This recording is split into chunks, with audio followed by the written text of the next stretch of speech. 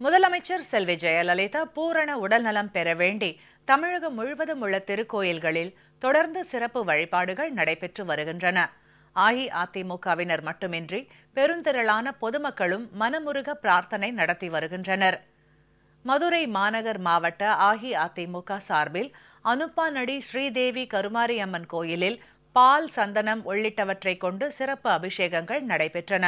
இதில் அமைச்சர், கழக நிர்வாகிகள் உள்ளிட்ட ஏராளமானோர் கலந்து கொண்டு வழிபாடு மேற்கொண்டனர். திருவள்ளூர் மேற்கு மாவட்ட அஇஅதிமுக சார்பில் பொன்னேரி என்ஜிஓ நகரில் உள்ள பிரசித்தி பெற்ற பால விநாயகர் கோயிலில் உள்ள முருகப்பெருமானுக்கு சிறப்பு அபிஷேகம் மற்றும் பூஜைகள் நடைபெற்றன. இதில் கழக நிர்வாகிகள், தொண்டர்கள் உள்ளிட்டோர் கலந்து கொண்டு வழிபட்டனர். சிவகங்கை மாவட்டம் திருப்பத்தூரில் உள்ள ஸ்ரீ யோக பைரவர் கோயிலில் சிறப்பு அபிஷேகங்கள் செய்து அஇஅதிமுகவினர் வழிபாடு மேற்கொண்டனர்.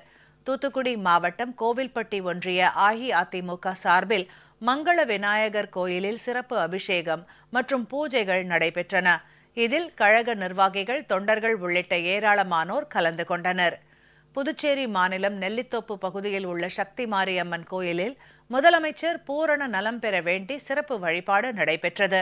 இதில் அமைச்சர் மற்றும் கழக நிர்வாகிகள் உள்ளிட்டோர் கலந்து கொண்டு வழிபட்டனர்.